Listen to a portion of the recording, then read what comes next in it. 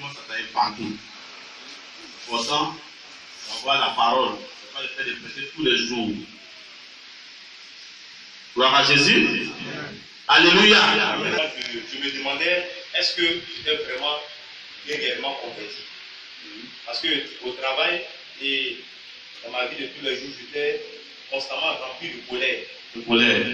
De haine. Même cette petite parole, lorsqu'on me l'adresse, je me mets en colère. Oui. À tel enseigne que là où je travaille, il y a une petite fille qui est venue me voir et me dit, patron, il n'y a pas de mots pour laver les assiettes. Et ça m'a plongé dans une colère, j'ai mal parlé à la fille. Oui. Après, je me suis retiré et après analyse, je me suis dit, mais ce que la fille a dit, il n'y a pas de méchanceté dedans. Qu'est-ce que se passe? Est-ce que je suis réellement chrétien? La vie que je mène, est-ce qu'elle est normale à la vie de Christ? Et voici que le dimanche, je suis venu au culte et papa a dit comme ça que le thème de ce jour c'est la marche de la chrétienté, une marche dans l'amour. Et vraiment, bien aimé, ce message m'a fait du bien. À la fin de ce message, j'ai ressenti comme un poids sorti au-dedans de moi. Et mon cœur s'est allégé. Allégé plutôt. Et vraiment,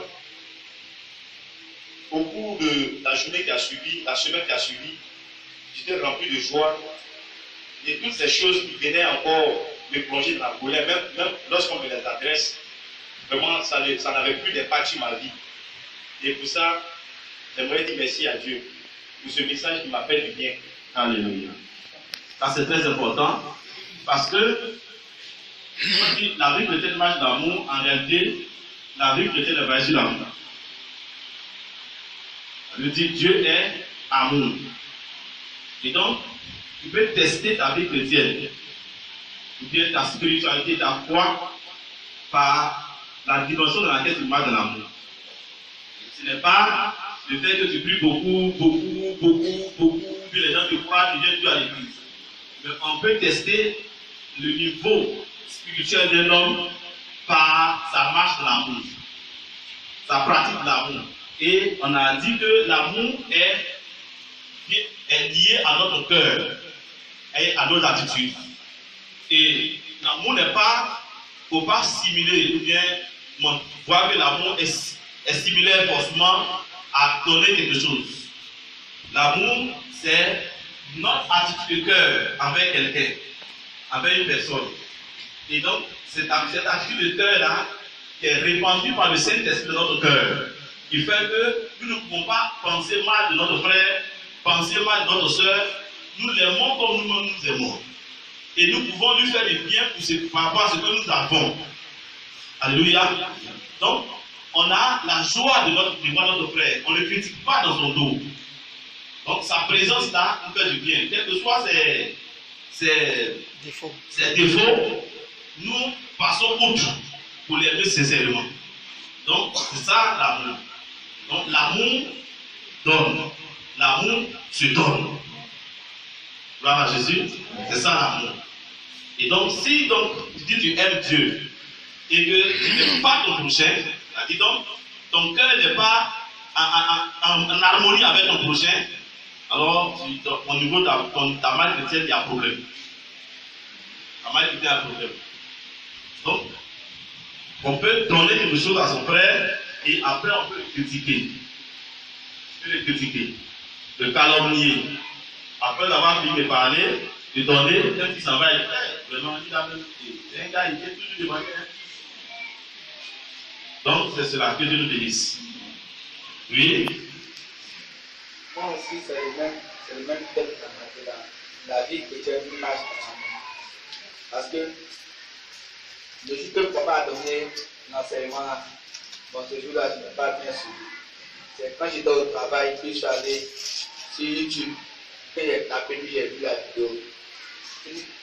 La semaine avant, il était rempli de colère. Donc, quand j'ai vu la vidéo, j'ai vu combien ici. Puis j'ai placé mon écouteur. Quand j'ai vu l'écouteur comme ça, en tout cas, j'ai commencé à expérimenter la joie en moi. Donc, il est là pour dire qu'il y a un ami qui est venu là, il a commencé à parler de ma vie là. n'est pas bon, il dit non, tout n'est pas bon, il est bien. Marie qui essaie de dire non, il est bien. Puis, comment il est expérimenté, c'est qu'un jour, il y a un client qui est venu avec son appareil chez moi pour que je travaille dessus. Puis, par accident, on travaille sur l'appareil, il a envoyé sa main. Donc, j'ai gâté sans faire exprès. Donc, je lui ai expliqué, il n'a pas voulu comprendre. Il m'a dit que de trouver un autre téléphone, ou soit je vais acheter son téléphone. Donc, je suis parti, j'ai acheté un autre téléphone avec quelqu'un, je lui ai remis. Il est revenu ça, un autre jour que il est venu me voir. Il dit, même monsieur, il va venir un problème. Il a jamais besoin de 2000 francs. Donc, ça m'a fait mal, mais il y a plus de 2 millions à donner. Il m'a dit qu'il allait me ramener ça, mais depuis ce jour, il a fait. Donc, non, il a vu que, en tout cas, le thème m'a vraiment fait du bien. Maintenant, il manifeste l'amour, même mes amis, même ceux même que les gens les critiquent, moi-même je les vois, mais comme moi, je les aime comme moi. Donc, en tout cas, le thème m'a vraiment. Dieu te bénisse. Donc, c'est ce que vous voulez entendre. Parce que, en fait, la question est d'abord de voir le fait comment le message t'a vraiment touché, et puis comment est-ce que depuis ce temps-là, tu as résolu de plus faire certaines choses. Et puis comment ça a changé ta vie en fait. Voilà. Parce que si tu parles seulement, tu donnes des exemples de ce que tu as fait un deux jours, bon, ça ne dit pas forcément que le message t'a impacté. Comment est-ce que depuis ce temps, tu as vu que ta vie a commencé à changer en pratiquant maintenant la vérité nouvelle que tu as reçue, parce que la parole de Dieu a eu un impact dans ta vie. C'est ça la question. Oui? Pour moi, il y a véritablement deux messages vraiment qui m'ont touché. Il y a eu tout est à toi. Et ce message-là vraiment qui m'a ouvert les yeux, m'a permis de comprendre beaucoup de choses. Par rapport à ce que moi-même je cherchais dans la vie, ce que moi-même je voulais. Et quand j'ai entendu ce message-là, j'ai compris que ces choses pour lesquelles peut-être nous étions en train de courir, ou j'étais en train de courir, ça m'appartenait déjà. C'est-à-dire le Seigneur m'a déjà donné, c'est déjà m'apporté. Et qu'il ne servait plus à rien de se casser la tête, de courir à gauche, à droite pour les obtenir. Il me fallait seulement les disposer, les mettre à la disposition de Dieu, et que le temps venu, le Seigneur me donne des choses qui sont déjà à moi. Et d'autres messages aussi qui m'a beaucoup aidé. On va s'arrêter là parce que c'est très important. C'est très très important. Tout est à toi. C'est-à-dire, souvent nous pensons que quand nous sommes en train de prier, demander des choses à Dieu, c'est en ce moment-là que Dieu va dire aux anges, bon, en tant que conseil, il a fait son nom, comme on dit. Et, est-ce qu'on peut dire toujours plus avant? Souvent c'est comme ça nous pensons. Avant que tu te pries là, tout ce qui te concerne, Dieu t'a déjà disposé. Elle dit, avant même que tu sois né en Christ là, né de nouveau là, Dieu a préparé là. Donc à ta nouvelle naissance là, tout est déjà prêt. Tout est une question de temps et de foi. Et c'est très très important. Et quand c'est comme ça, tu es tranquille.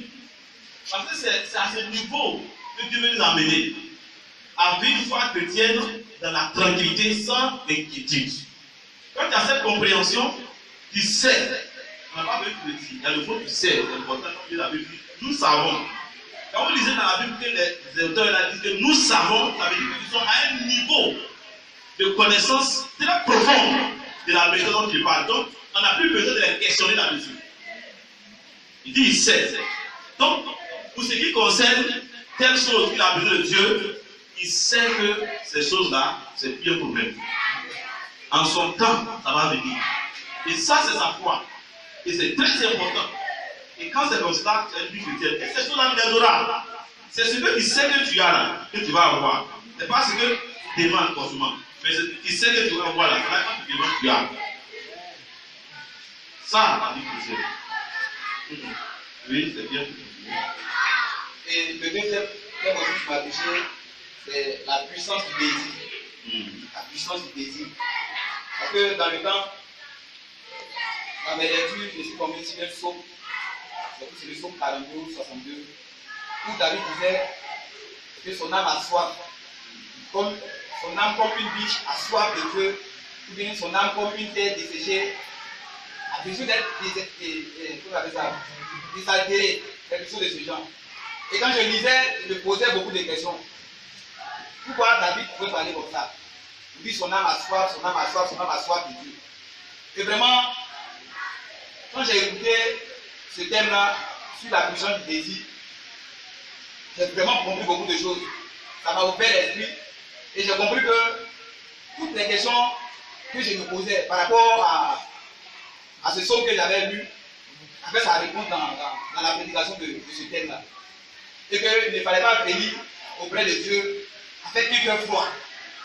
J'ai compris que pour venir vers Dieu, il fallait qu'on manifeste une certaine soif, un certain désir. Car il n'y a que des cœurs qui brûlent de désir, qui ont soif que Dieu vienne, en tout cas, à ce cœur-là que Dieu répond.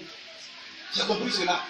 Et depuis lors, quand je me présente vraiment dans la maison de Dieu, que ce soit à la maison pour mes prières ou même à l'église ici, je viens toujours avec un désir dans mon cœur. Ça, c'est ce que j'ai appris par ce thème-là. Donc vraiment, depuis lors, ça m'a mis dans une position où ça fait que je me sens vraiment en éveil. Je me sens vraiment en éveil.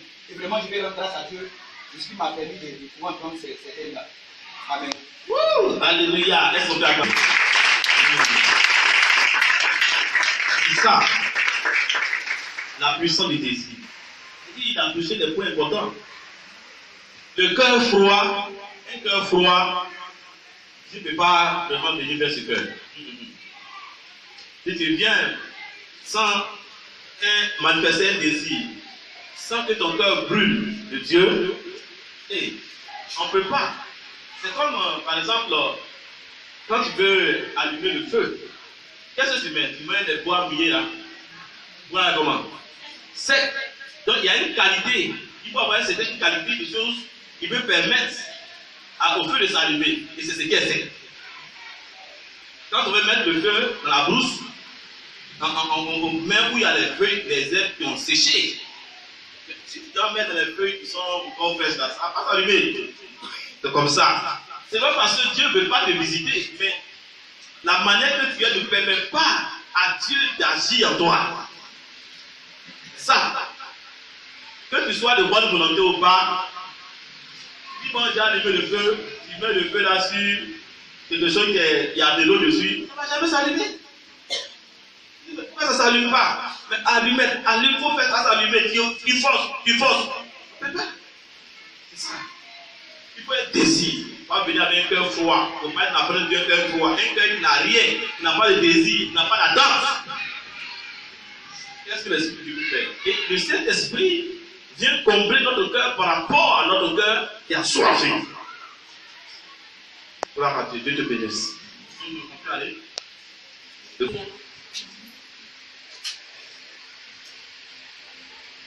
Le thème qui m'a travaillé, vraiment ça m'a travaillé, et ça m'a brisé aussi. Le pardon, un principe divin pour accéder au trône. Vraiment, les gens ont prêché ça, ça avait été facile pour moi. C'était un poids aussi. Parce que, à la maison, je n'ai pas cité le nom. À la maison, il y avait une certaine atmosphère, ce n'était pas trop ça. Entre moi et ma maman à la maison, il y avait beaucoup de choses qui avaient été faites, puis que j'avais gardées sur le cœur. Et cette année, c'était son anniversaire, et puis il y avait la fête des pères. Donc, vraiment, en moi-même, j'avais à cœur vraiment de faire quelque chose, organiser un petit truc avec mes frères, vraiment pour faire surprise à la maman. Pour vraiment lui dire merci pour tout ce qu'elle fait pour notre papa. Et puis, de la manière à la maison, ça fait que nous aussi, on peut vaquer à nos occupations. Mais il y avait un combat pas possible. C'est-à-dire qu'il m'assoit. C'est qu'elle t'a fait. C'est qu'elle t'a fait. C'est ça, toi aussi, tu as fait quoi? Tu as réuni tes potes, tout d'aide. Toi aussi. Quand ça tombe dans ma tête, il dit, quoi? Il laisse tomber. Jusqu'à la veille des fêtes des mères, parce qu'elle avait son anniversaire une semaine avant, et puis la semaine qui suivait, c'était la fête des mères. Donc, jusqu'à la veille, il dit, ce combat était terrible. Donc, j'ai envoyé des messages, j'ai appelé mon petit frère. J'ai dit, ah, voilà, comment on appelle ça, l'idée que j'ai eue. Il dit, c'est une bonne idée. Mais il a dit à Dieu, comment ça vient de toi, c'est une bonne idée là. Tous ceux qui, les frères, les grands frères, ils vont approuver. Et puis effectivement, quand j'ai lancé le message, ils ont tous approuvé.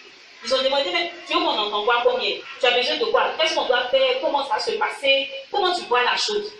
Mais comment je vais dire là? Le combat était là. Quand je m'assois, pourquoi tu as fait? Tu vois pas, tu vois pas. Quand je dors, il faut faire. Quand je me lève, donc vraiment, c'était pas facile. C'était même pas facile pour moi. Mais en même temps, le message sonnait. Le pardon est principe divin pour faire tout. Le pardon. Donc, il était mélangé.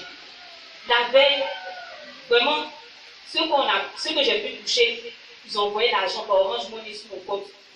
On a pu mettre au point certaines choses, mais matin, dimanche ici, c'était fait des mains. Ici, là, non, c'était terrible. Je ne pouvais pas tenir. Le combat était là. Un côté dit, il ne faut pas partir à la maison avec, il faut les laisser. Et puis, il ne faut même pas payer ta bourse, il ne faut même pas demander s'ils ont envoyé gâteau. Il faut les laisser. Aujourd'hui, on ne peut pas rentrer à la maison. Mais il dit, mais la plupart du temps, je reste à l'église quand il y a répétition. Mais il n'y a pas de répétition. Je reste à l'église. Et puis, ce n'est pas bien. Quand il y avait ce combat, dans ce jour même ici au micro, j'ai tellement pleuré. J'ai pleuré même. Donc, quand j'ai fini chez maman Marcel, les soeurs même me disaient, pour rester avec nous. J'ai dit non. Il y a ma famille qui m'attend. Attendez. Donc, je suis rentrée. Il n'y avait rien même qui était mis au point, même rien. Parce que c'était une surprise, elle ne savait pas. On a dit, un autre papa, on s'est mis ensemble. J'ai dit au vieux, il n'y a pas de problème, il était content. Donc, j'ai appelé la bonne soeur. Elle dit, c'est maintenant, il prépare. Tous les autres aussi. Il dit, mais vous faites quoi? Vous êtes chez vous. Donc, elle-même voulait rentrer à la maison.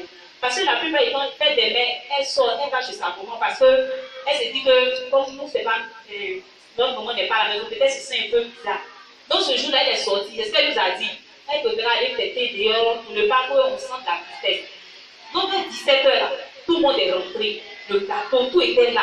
Donc, on était là, on se disait, mais comment on va faire la surprise? Et notre papa, en tout cas, au fur et à mesure qu'on faisait ça, je vous assure.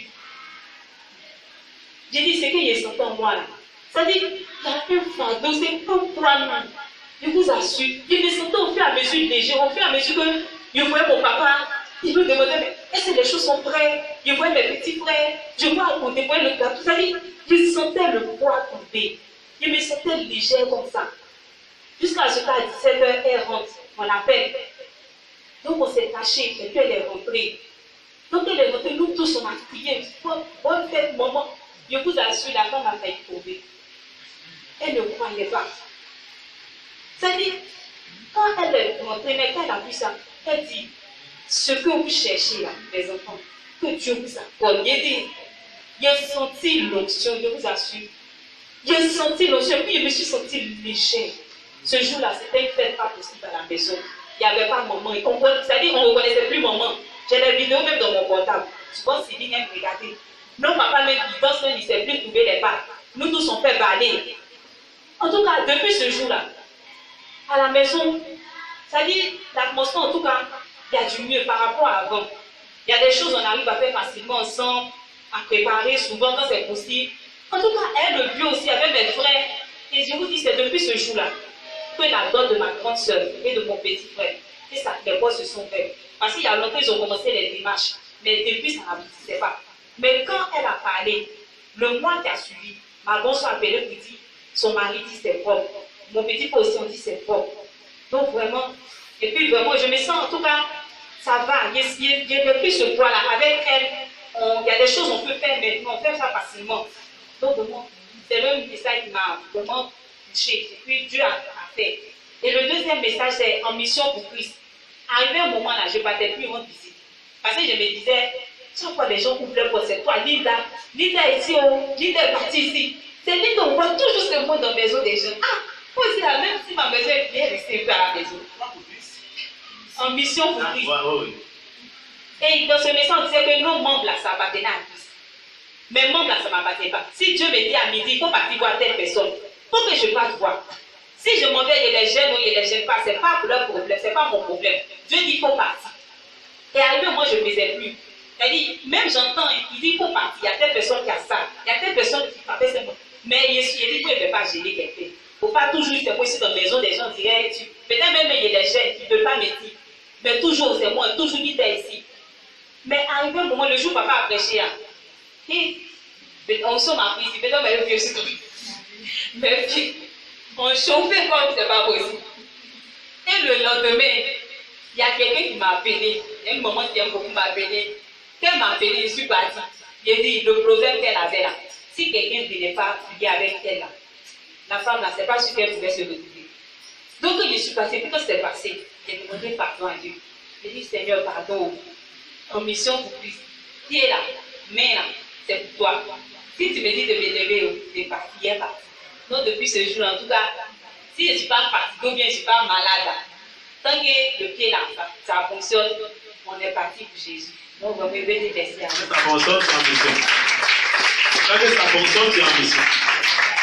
Elle a appliqué des choses importantes concernant le pardon. Elle a dit, depuis ce temps, les portes sont ouvertes. Vous voyez souvent, vous priez pour des choses. Seigneur, Seigneur, Seigneur, Seigneur, Seigneur, Seigneur, Seigneur. Vous priez, priez, priez. Mais votre cœur est rempli de non-pardon. Possible. Pas possible. Elle dit, pratiquez la parole. Dieu là, il ne peut pas mentir. Ce qui est dit dans la Bible, c'est Dieu lui-même qui a parlé.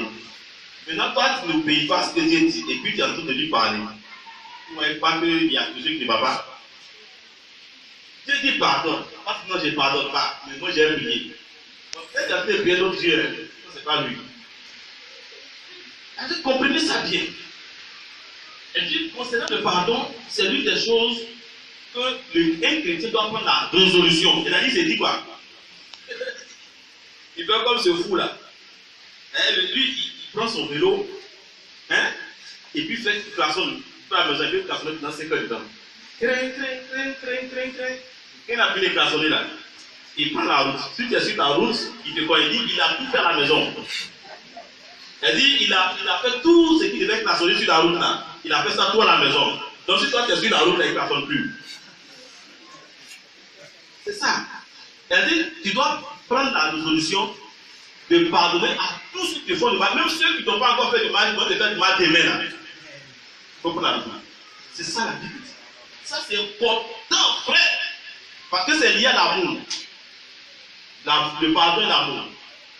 Parce que quand tu ne pardonnes pas, c'est lié, c'est par rapport parce que tu te sens offensé. Donc si tu te sens offensé, elle dit, dans ton cœur là, ça ne va pas bien. Et tant que tu ne pardonnes pas, l'offense demeure, la blessure demeure et tu es brisé. Qui a un problème? Non, c'est quand toi tu es offensé, tu es blessé, ça ne va pas à l'intérieur. Celui qui ne te pardonne pas là, est-ce qu'il a un problème? C'est ça qui a un problème. Lui-même, il ne sait même pas même. Et puis ton cœur brûle, tu souffres, quand ça te donne quoi? Il sait. Et puis dans l'hôpital, koyo. Tu dis pas au médecin, moi je ne pardonne pas. Avant d'arriver là-bas, quand tu arrives là-bas, dis médecin, ce mal que j'ai là, en tout cas, il dit la vérité, il faut me soigner, pardon. Mais tu sais, non, tu ne pardonnes pas. Maintenant, koyo. Le médecin est Dieu, il n'a qu'à trouver pourquoi. Il ne sait même pas ce que j'ai où. Mon cœur me fait coup. Mon cœur me fait quoi? Le médecin ne connaît pas, ça apparaît pas pour mettre dessus. Il apparaît là pour ne pas détecter, donc pardon. Hein? Apparaît détecter, pardon. Lui, c'est ce qu'il sent là qu'il voit. Il dit, ta tension est passée à 19. Et puis il crie, j'ai mouru. Non, pardon. Tu ne veux pas prier. Si tu ne pardonnes pas les offenses, tu es blessé. D'ailleurs, on a vu le thème là. On ne peut pas vivre sur la terre. Sur la terre, sans t'offenser. Sur la terre, tu as vu sans t'offenser. Ne croyez pas que l'homme n'est pas. L'homme n'est pas parfait.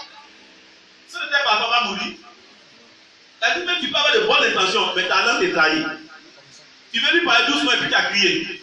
Vrai ou faux? Mais là il dit, mais pourquoi tu as crié sur moi? Mais tu ne peux pas t'expliquer, non, c'est pas, il voulait parler doucement, il ne sait pas pourquoi son temps a été le temps.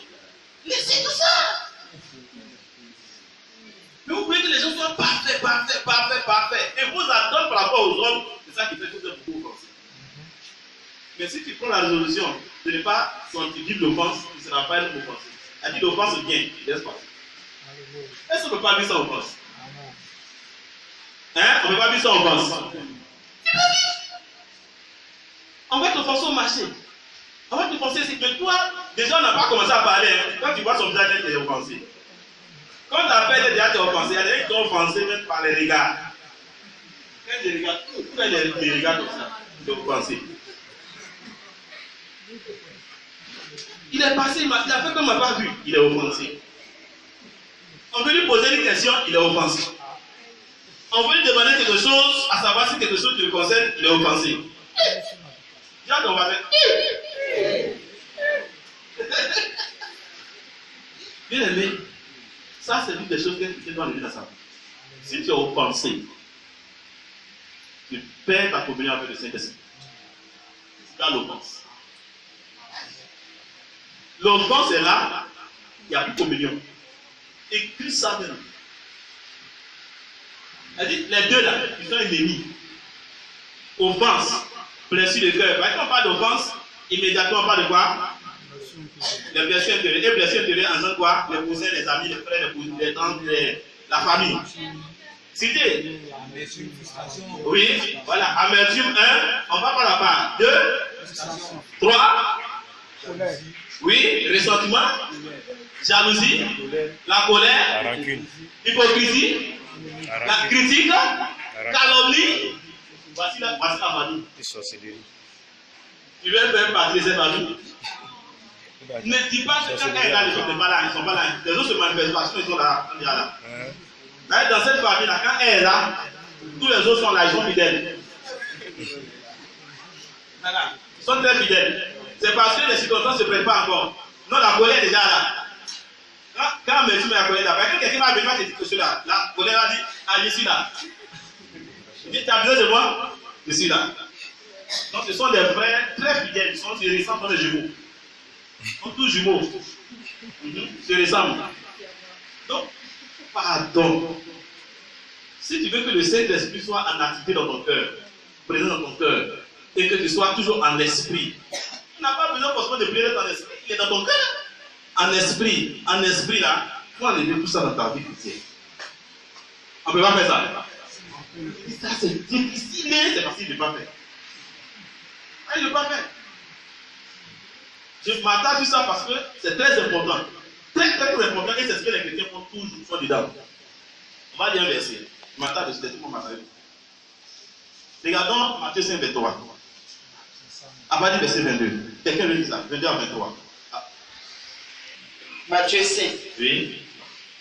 Nous lisons à partir du verset 22. Ouais. Mais moi, Oui. je vous dis que quiconque se met en colère Quiconque se met en colère contre son frère mérite d'être puni par les juges. Mérite d'être puni par les juges. Et celui qui dira à son frère, Celui qui dira à son frère, Raka, il insulte, mérite d'être puni par le Sanhédrin. mérite d'être puni par le Sanhédrin. Et que celui qui lui dira insensé, Celui qui dira insensé, mérite d'être puni par le feu de la géhenne. mérite d'être puni par le feu de la géhenne. Si donc tu présentes ton offrande à l'autel, c'est ce que ça veut dire. Est-ce que si vous comprenez le sens de ces choses-là, quoi, c'est des choses que vous allez fuir. Il dit celui qui se met en colère, c'est-à-dire que tu es en colère contre quelqu'un. Tu es contre lui. Et la Bible dit, quand tu as raison ou pas, c'est pas ça qui est content. C'est comme tu dis, hey, moi-même, la route là, je vais traverser sans regarder gauche à droite. Là, si tu ne regardes pas à gauche à droite, tu ne vas pas voiture. Mais si tu ne regardes pas à gauche à droite, tu ne vas pas voiture. Ça ne veut pas que voiture vient là, ça ne peut pas te tuer. Tu dis quoi? Si tu ne regardes pas à gauche à droite, tu n'as pas vu voiture. Mais si voiture vient, voiture ne va pas te tuer. Bon. Il dit celui qui se met à colère contre son père là, il mérite quoi? Fini par les juges. Vous connaissez le juge? Vous connaissez le juge? Satan. Lui d'être puni. On te livre au juge. Donc ça veut dire que quand tu es en colère contre ton frère là, tu es livré à Satan. Tu connais celui qu'on appelle Satan? Ou bien c'est un mot qui te plaît. Tu connais Satan? Oui. Tu ne le connais pas bien. Si tu connais Satan et tu sais ce que Satan fait, ça même là, tu as fui ça. Mais tu es puni par les juges et quoi encore? Que celui qui dira à son frère, Raka, oui, ça ce sont les amis de colère. Hein. Voilà, oui. Mérite d'être puni par le Sanhédrin. Mérite d'être puni par le Sanhédrin. Et que celui qui lui dira, insensé, mérite d'être puni par le feu de la géhenne. Le feu quoi? De la géhenne. La géhenne c'est quoi? L'enfer. Il a amené même le problème au niveau de l'enfer. Regardez ce que la personne qui vit de cette façon-là, ce qu'on lui réserve.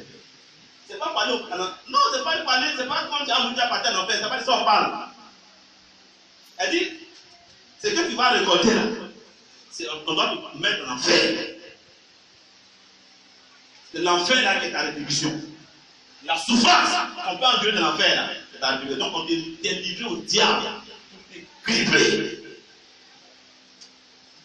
Quand tu connais tes jeux comme ça là, tu vas faire.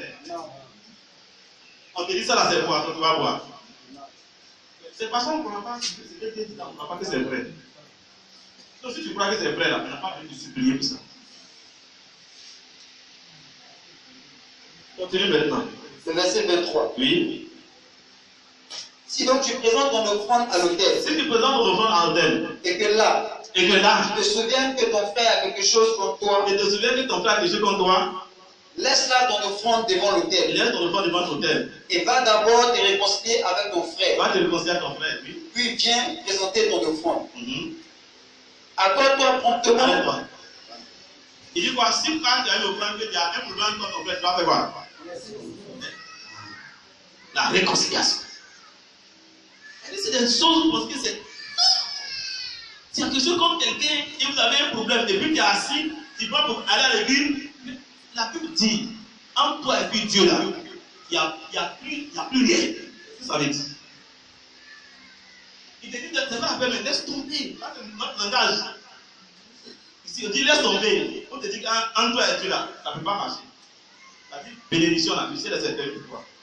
Si tu pries, on n'arrive pas. Et d'ailleurs, même à partir du moment où tu es assis là, dans l'esprit, ton esprit là, il est plus en connexion avec le ciel. Tu sais ce que ça veut dire d'être en connexion avec le ciel? C'est bon. C'est trop dangereux. Et de l'autre côté, on dit si tu ne pardonnes pas, tu appelles ton frère qui t'a offensé, Dieu non plus ne peut pas. Si le grand Dieu, tu vois ce que ça veut dire? Le grand Dieu dit ne pardonne pas. Tu comprends ce que ça veut dire? Le grand Dieu là, il a quelque chose contre toi. Basta, une seconde. Le grand Dieu, il a quelque chose contre toi. Même pour une seconde. Une seule seconde. C'est bon pour toi. Et s'il a quelque chose contre toi, elle dit Satan est avec toi. Alléluia. Donc, il faut voir. Donc, c'est pourquoi ce sont des choses que quelqu'un te fait quelque chose là. Pardonne en même temps, quand tu sais là, elle te met en colère, amertume, ressentiment, tu es là. Tu as ton matin. Jusqu'à quand tu as fini ça. On dirait que tu as un diplôme dans ça. Alléluia. On peut continuer.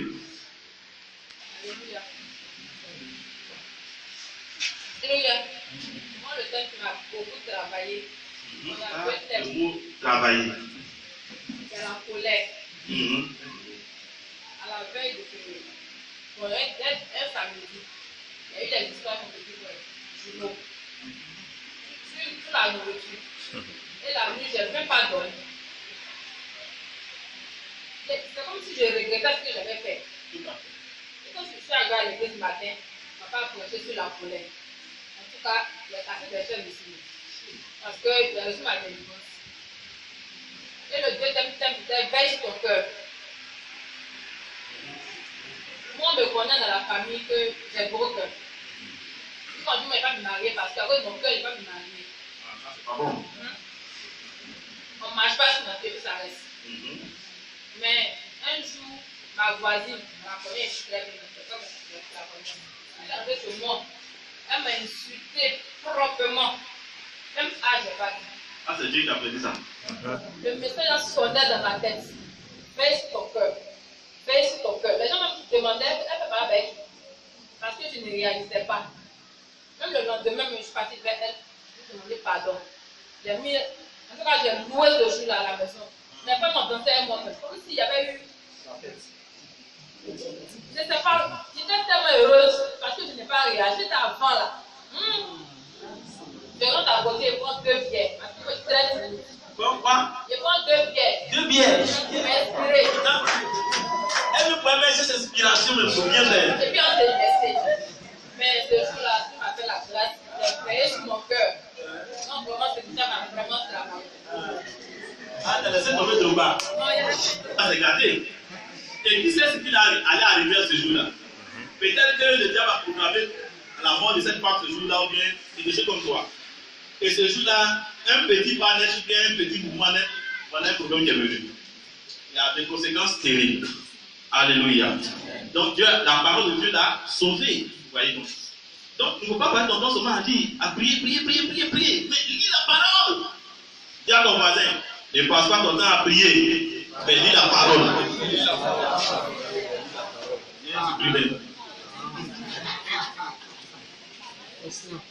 Alléluia.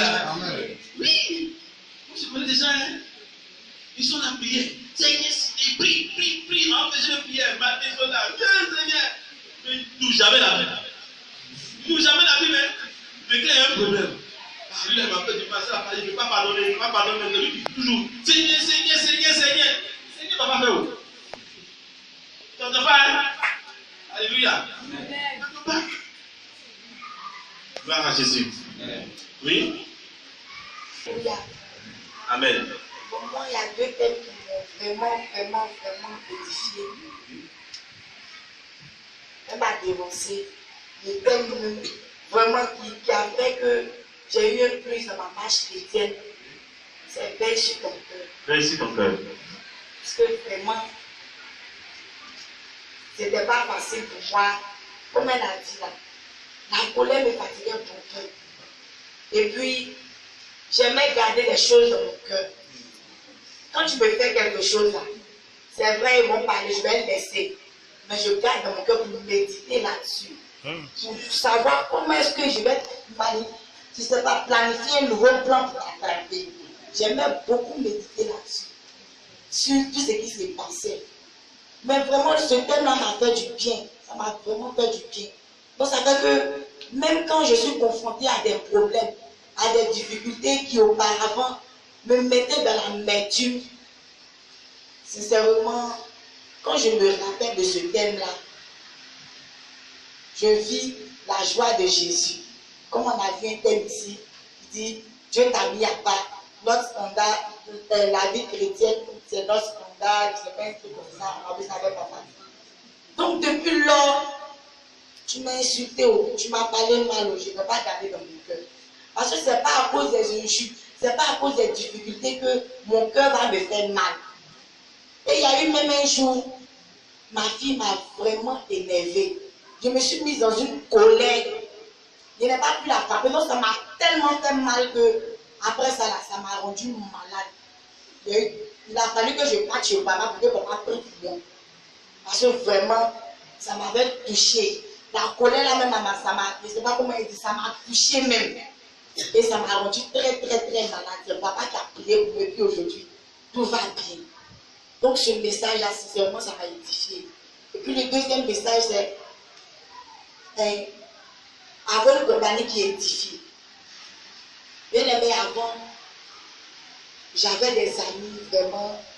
Quand je suis venue à Christ, je n'ai pas coupé les liens. Mais il y a d'autres amis encore avec qui je marchais, avec qui vraiment je passais beaucoup de temps.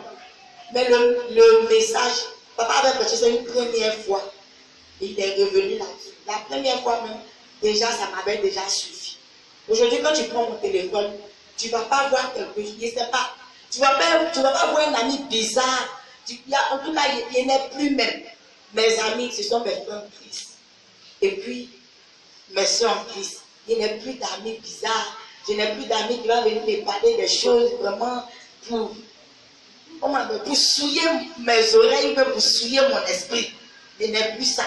Donc vraiment, je veux dire merci à Dieu pour ça. Alléluia. C'est le message qu'on vous avez touché par rapport à ton cœur. C'est important parce que c'est ton cœur qui est régénéré. Quand Jésus t'a fait naître de nouveau, ce n'est pas ton corps physique. Alléluia. Ça, c'est très important. Et que notre nouvelle nature d'enfant de Dieu, c'est notre cœur, notre esprit. Voilà. C'est ce qu'on appelle l'homme intérieur. Et c'est cet homme intérieur-là qui est en communion avec Dieu. Et en réalité, c'est cet homme intérieur-là qui va se présenter devant le Seigneur. Alléluia. Et donc, veiller sur son cœur est utile. Parce que le cœur, ton cœur, ton esprit, c'est le point de contact avec le Saint-Esprit, avec Dieu. Le point de contact. Donc, si tu ne fais pas sur ton cœur, tu auras quoi? Obstruction ou bien barrière. Il dit, c'est votre péché qui met quoi? Barrière. Donc, il y aura une barrière entre toi et le Saint-Esprit. Donc, comme nous sommes dans Romains 5, Romains 8, à partir du verset 7, je ne me trompe pas. Romains 8, verset 2. Celui qui a ressuscité Christ d'entre les morts habite en vous. Celui qui a ressuscité Christ d'entre les morts rendra la vie à votre corps mortel. Ça, c'est une question qu'il faut remarquer. Ça veut dire quoi? Il y a une action permanente du Saint-Esprit dans votre vie. Même quand je ne parle pas, je ne dis pas. Ton corps, ton esprit a son habitation. Et quand dans ta maison, n'habite pas à l'habiter dans ta maison. Donc, l'esprit donne témoignage à mon esprit. Donc, il y a une action permanente entre toi, ton esprit, et le Saint-Esprit. Et qui a un impact sur ton corps. Donc, si l'esprit de celui qui a jeté dans des morts habite à vous, celui qui a jeté dans ta mort rend la vie à votre corps. Donc, le Saint-Esprit renouvelle notre membre, renouvelle nos corps, nos membres, notre corps. Quand on est dépaillé, nous renouvelle. Donc, elle dit qu'il y a une vie de Dieu, l'esprit, de façon permanente. Donc, n'arrête pas l'esprit, ne bloque pas l'esprit, son activité dans ta vie. C'est pourquoi la guérison de l'enfant de Dieu se fait par celui qui est en lui. Donc, si donc tu bloques, en ne vient pas sur ton cœur, tu vois, tu te mets dans des situations délicates. Gloire à Jésus. Alléluia. Et ça nous bénisse. Tous les messages que nous avons reçus ont été bons. Mais ce qui m'a plus marqué, c'est que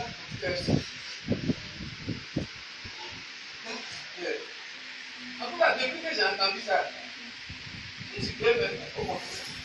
Je ne veux même pas dire quelque chose de riche. Mon mari me connaît. Son cœur est précieux. Non, je ne peux pas. Parce que je sais que si mon cœur est dérangé, je ne peux pas lui parler. Vraiment, ça m'a fait du bien. C'est que chaque jour, je peux dire Seigneur, mon cœur. Seigneur, mon cœur, je dis mon cœur. Mon cœur. Mon cœur. Mon cœur. Parce que ça, là, je ne peux pas parler la Donc, je demande toujours au Seigneur de garder mon cœur. Bonne prière. Tous les jours. Et puis le deuxième message, ça ne dit pas le Seigneur. Vraiment. Il dit de lui laisser la porte. Son esprit sera avec lui. Si j'appuie son esprit, comment est-ce que je peux faire dans ce monde? Comment est-ce que je peux marcher? Je ne peux rien faire. Donc je demande toujours au Seigneur, en tout cas, de m'aider. Voilà ma prière de chaque jour. Garde mon cœur. Ah, c'est une bonne prière. Donne-moi de ne pas t'assister. Pas l'esprit me dit, je ne sais pas. Je ne suis rien. Je ne peux rien. Je ne peux rien faire. Donc voilà un peu. Vraiment, mon pasteur me dit. Et que le Seigneur te donne vraiment d'aller en ton confort. Amen. Ça veut aussi, ça c'est le résultat de tes prières. Alléluia. Ça c'est important. C'est la prière même d'ailleurs qu'on doit faire. Seigneur, donne-moi de ne pas t'attrister. De ne pas attrister ton esprit. De ne pas attrister ton esprit. De ne pas te dire, Seigneur, donne-moi l'argent. Seigneur, donne-moi ceci. Seigneur, donne-moi cela. Mais comment il va te donner quand tu t'attristes? Seigneur, donne-moi. Donne-moi. Donne-moi. Il faut te donner aussi. N'attriste pas. C'est ce qu'il te demande. Et tu peux le faire. Ne pas l'attrister. Il t'a donné les capacités pour cela. Pour ne pas l'attrister. Et c'est ce grand Saint-Esprit-là. C'est lui qui doit être avec toi pour que tu puisses marcher dans ce monde rempli de ténèbres. C'est un monde rempli de ténèbres. Il y a des scorpions partout, les serpents partout, la méchanceté est partout, le mal est partout, les difficultés sont partout. Sans Dieu, nous pouvons faire sur la terre. Et la seule personne qui peut t'assister, c'est le Saint-Esprit. Jésus a dit, je m'en vais, mais je vous enverrai quoi? Le consolateur, l'esprit de vérité. Il sera avec vous pour une seconde. Maintenant, pourquoi toi tu veux qu'il soit avec toi pour une seconde? Alléluia. Elle dit, la seconde, que l'esprit de Dieu te lâche, une seule seconde, c'est tout dangereux pour toi. Gloire à Jésus. Et dans le cas du cœur, comme vous savez que Satan n'est pas bête. Retenez ça. Si on parle de Satan, il n'est pas bête. Il est très intelligent. Pour lui, on dit souvent des rusés. Mais il est intelligent. Donc lui, il sait ce qu'il faut faire pour que tu perdes l'assistance de Dieu, l'assistance angélique. Vous savez que quand il n'y a pas l'esprit, les anges ne peuvent pas opérer. Les anges opèrent, là l'esprit est en activité. Là il y a la présence de Dieu. Donc quand tu attristes l'esprit de Dieu, tu bloques au même temps le ministère des anges. C'est ce qu'il faut comprendre. Et si vous êtes conscient de ces réalités-là, vous êtes plus les considérer que les choses que vous faites.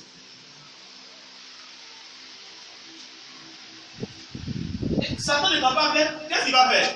Il va faire de sorte que ton cœur là, soit il va te marcher de là, madame, ton piment c'est comment? Quitte là, si tu ne veux pas payer, il faut quitter là. Satan n'est pas bête. Est-ce que Satan vient devant toi pour dire, c'est école.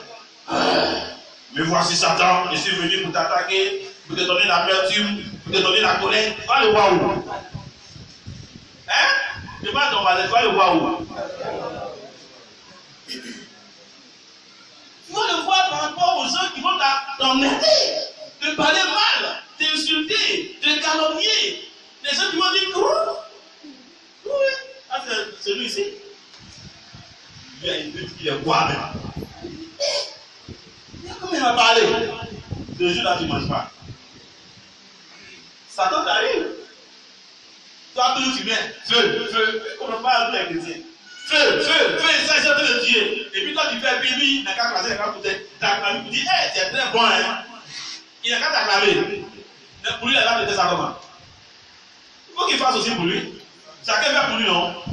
Toi, tu fais pour toi, il ne te dit rien. Mais pour laisser faire pour lui aussi, il fait pour lui, toi aussi.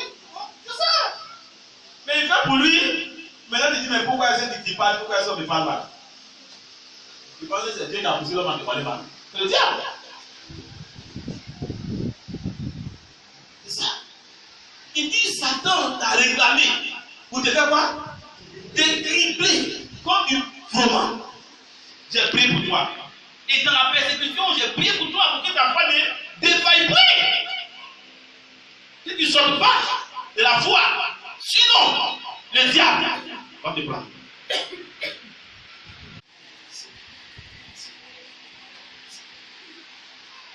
Là, on va dire que la vie chrétienne est simple.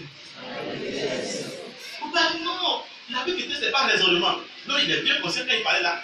Dans la main chrétienne, si tu veux prendre raisonnement, intelligence, ça, l'intelligence et le raisonnement, c'est pour tout le monde. La vie chrétienne, il y a l'intelligence spirituelle. Et cette intelligence, cette sagesse de Dieu là, elle est au-dessus de la sagesse des hommes. Vous ne comprenez pas ça? Quand le Dieu te dit que l'on pardonne là, ça semble être bête. Est-ce que tu comprends? Mais c'est ça qu'on appelle ça la sagesse de Dieu.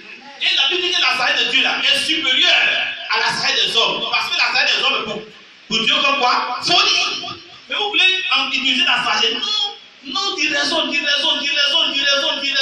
Non, il est bien conscient que tu as parlé normalement, mais il doit comprendre ça. Et s'il n'est pas encore chrétien aussi, il est chrétien comment tu raisonnes? On te met ici, tu sors là, on te met ici, tu sors là.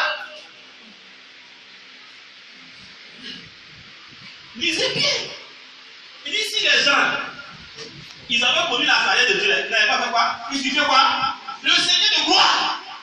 Donc quand Jésus, on tuait Jésus sur la croix là, ça ressemblait à une quelque de bête. Il vient sauver les gens mourants. Comment tu peux comprendre ça? Comment on peut sauver quelqu'un mourant? Non, je ne sais pas si tu comprends ça. Quelqu'un qui vient sauver les gens, et puis ils sont en mourant le matin, et puis on le crucifie comme un rien. Ça ressemble à le sage. Ça ressemble à le sage. Mais on dit que c'est quoi? C'est quoi? C'est la puissance de Dieu. Donc si vous voulez voir la puissance de Dieu là, prenez la sagesse de Dieu. Mais vous êtes trop sage.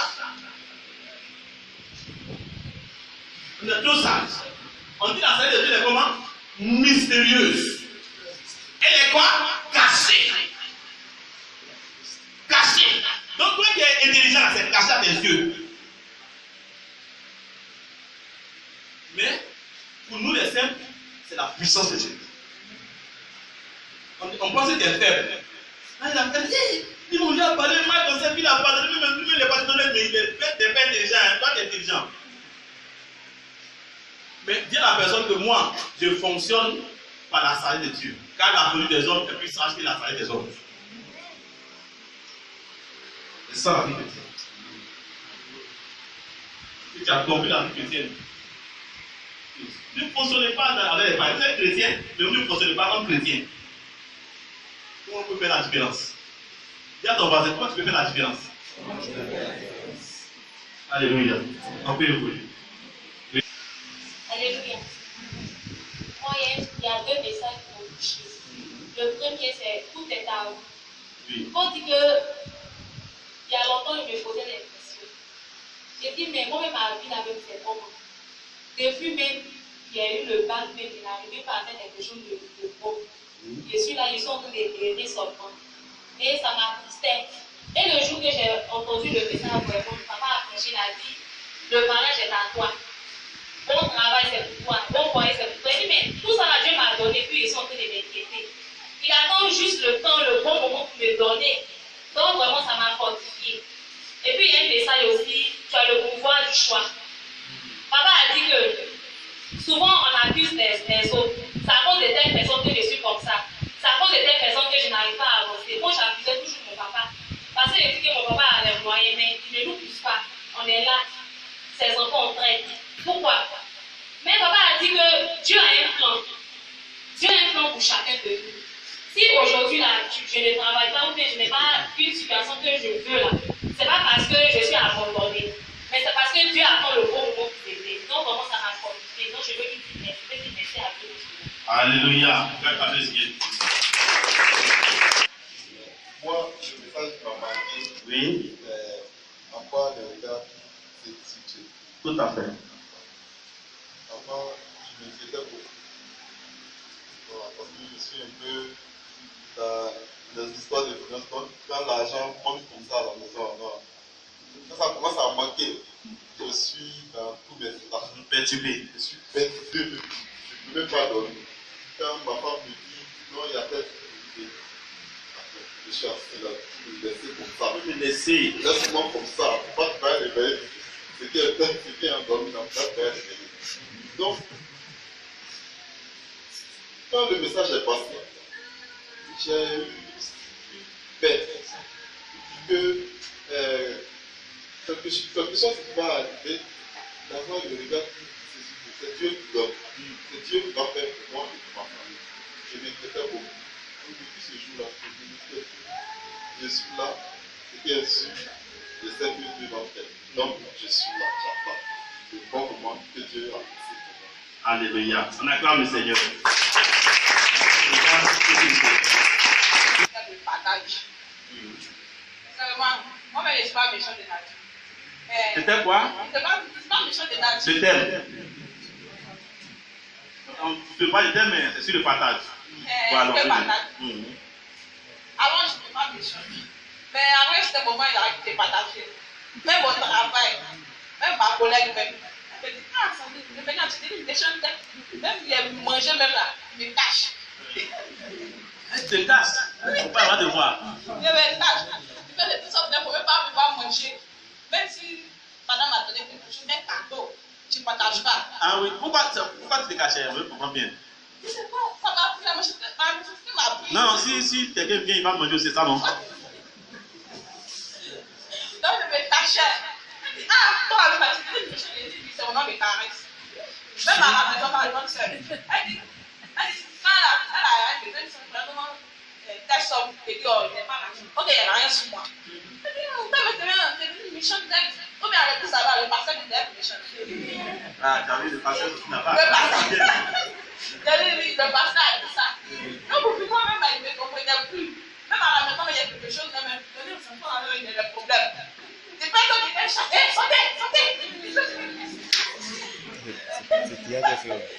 C'était devenu méchant. Donc, ça, les trucs dans lesquels je ne peux pas partager le partage. En même temps, l'esprit m'a pris comme ça. Après, elle ne peut pas comme ça, elle ne peut pas me dire que c'est méchant comme ça. Donc, on ne peut pas approcher ça, le travail, de faire quelque chose, j'essaie de calmer ma colère. Elle dit non. C'est quelqu'un qui bouge ta peur. Ça fait ça pour m'envoyer. Elle dit non. Il n'y a rien. Je vais t'en moyen ensemble. Elle dit non. On n'a pas moyen ensemble. Elle dit moi, je ne rien. Le Seigneur ça partager, quand il vient, on va à la grande sœur, aux enfants. Ça va changer un peu. Et si nous ne lâchons pas, nous allons moissonner au temps convenable. Alléluia. Et quelqu'un d'autre? Oui, il y a deux thèmes pour nous toucher. D'abord, le premier thème, c'est tout est à toi. Tout est à toi. Et vraiment, depuis que j'ai eu à passer le BTS, et j'ai commencé à faire des démarches, je dois avoir le stage. Vraiment, je parcourais partout pour déposer mes dossiers. Et souvent, quand mes amis m'appellent pour me demander, ah, Karine, si tu as eu le stage, bon, me demander si j'ai eu le stage, je dis non, si je peux encore eu. Et je me disais comme ça que, depuis, ça a duré, puis on a fini, on a déjà soutenu vraiment, on fait quelque chose vraiment. Arrivé cet moment, ça m'attristait. Vraiment, parce que souvent quand il m'assoit, il dit, ah, un an en train de chercher un stage. Donc pourquoi? C'est vrai comme si je savais que le Seigneur m'avait abandonné, alléluia. Et le jour, le dimanche, où papa a prêché ce thème-là, vraiment, quand il prêchait vraiment, ça m'a beaucoup touché. Et j'ai ressenti une joie en moi. Au moment où, lorsque nous, après la prédication, pendant que nous adoré, je me voyais entrer dans un bureau, alléluia. Et tout d'un coup, mon âme était en joie, j'ai commencé à sourire à l'intérieur de moi-même. Amen. Et depuis ce jour, vraiment, c'est vrai que jusqu'à présent, je n'ai pas que de stage, mais je ne m'inquiète plus comme avant, comme auparavant. Et vraiment, je voudrais bénir le Seigneur pour ça. Et le deuxième message, c'était, tu as le pouvoir du choix. Amen. Et ce jour, le jour pour apprécier ce thème-là, vraiment, il me suis dit que je peux choisir d'être une femme meilleure, d'avoir une vie chrétienne meilleure, d'avoir des dons que je désirais. Et que vraiment, cela était une charge pour moi. Personne ne pouvait le faire à ma place. Si vraiment je veux être quelqu'un de mieux avancé spirituellement, avoir des dons, vraiment pouvoir encore plus prier en langue, je devais faire des sacrifices, je devais avoir un choix, faire des sacrifices. Amen. Et vraiment ce jour-là, j'ai commencé à prendre des résolutions en moi-même. Amen. Et vraiment ça m'a beaucoup aidé. Amen. Alléluia. Un homme qui partage, c'est à moi de choisir mes hommes. Voilà. C'est un homme qui partage, un homme qui fait du bien. C'est très important le bien. La Bible nous encourage à faire le bien. Le bien. Ça peut être en nature, ça peut être en action, en acte, en assistance, de toutes les façons. Même sourire à quelqu'un, faire le bien. Donc la manière que nous voulons être là, c'est le choix. Et nous sommes responsables de ce choix-là. Ce n'est pas quelqu'un d'autre qui va te donner, de te montrer, de te dire ce que tu dois être bien, ce que tu dois présenter aux hommes, bien le caractère que tu dois respecter. Ça, c'est ta propre responsabilité. Si tu veux qu'on te connaisse comme un homme bon, on ne te connaît pas comme un homme bon. Si tu veux qu'on te connaisse comme une femme méchante, on va te connaître comme une femme méchante. Si tu veux qu'on te connaisse comme quelqu'un qui aime partager, on va te connaître comme un homme qui aime partager. Si tu veux qu'on te connaisse comme un homme qui est serviable, c'est comme ça qu'on va te connaître. Donc, c'est ta responsabilité, c'est ton choix. Alléluia. Et on n'a pas deux vies, on est seul. Que c'est une bénisse. Oui. Alléluia. Mon papa a prêché, ne te lève pas esclave de l'homme. Depuis qu'il a donné ce message-là, vraiment, entre moi et mon mari, il y a un lien qui est déjà, on n'est plus comme, plus il est le monde, il est déjà dans le monde. Après qu'il y a des choses, il petit, je fais plus. Parce que vraiment, je suis, excusez-moi, je suis son esclave. Et c'est de quoi je parle. Parce que je me laisse tout ce qu'il me dit, je suis chrétien. Mais il y a des choses de monde qui me dit de faire. Quand je me dis, mon mari, je fais, mais ça ne m'arrange pas. ça ne m'arrange pas parce que lui, il ne fait pas partie, il ne connaît pas le CNF. Donc, vraiment, depuis que tu as prêché ce message-là, vraiment, je vis en moi-même, il me conduit. Parce que quand il me dit, fais ça là, il dit, je ne fais pas. Il dit, voici pour deux, tiens, suis-moi, je vais plus. Amen. Je disais là bien parce que servitude. Voilà. Et parce que là, c'est le cas du foyer. Et d'abord, on a souvent des maris qui ne sont pas chrétiens. Voilà. Donc, il y a une manière de pouvoir marcher avec eux dans la sagesse. Et ça, c'est très important. Donc, le mari qui soit chrétien ou pas, il est toujours ton chef et il ne faut jamais l'oublier. C'est très important. Pas parce qu'il n'est pas chrétien qu'il n'est pas ton chef. Il est ton chef. Mais nous avons fait la séparation, ce qu'il fait, il peut t'ordonner de faire qu'il n'est pas de Dieu. Tu peux lui refuser, mais avec la sagesse. Voilà, avec amour et compréhension, lui faire comprendre. Parce qu'il ne faut pas créer des problèmes. Alléluia. Il ne faut pas créer des problèmes. Il n'est pas chrétien, donc il n'a pas la même compréhension des choses. Donc il peut te demander de faire des choses qui sont contre la parole de Dieu. Mais ça n'a pas de trouver comment lui faire comprendre qu'il ne peut pas le faire, mais ne pas que ce soit guerre et tiraillement. Alléluia. J'insiste là-dessus, c'est très important parce qu'il ne faut pas aller sur autre chose. Voilà. Il faut respecter son mari. Il faut avoir de la considération et il faut lui accorder sa place. Il est toujours le commandant, le chef. Père, avec le Seigneur, elle aussi.